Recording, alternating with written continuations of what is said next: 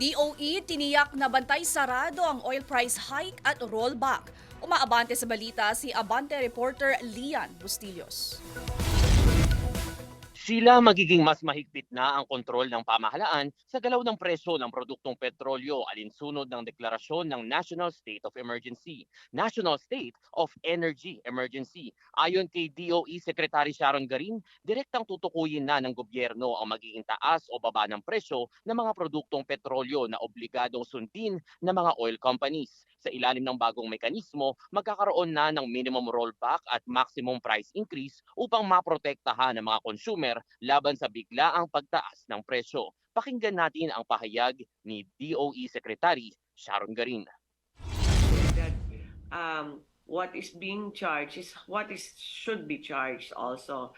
Kaya ano na rin to, this is a police power in a sense of the government and as far as price is concerned, para wala pong any attempts on profiteering on the current crisis.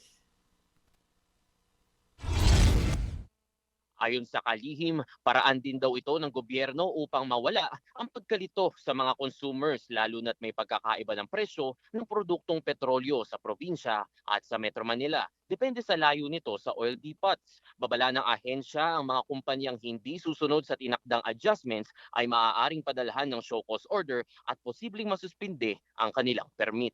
Ako si Lian Bustillos. Abante.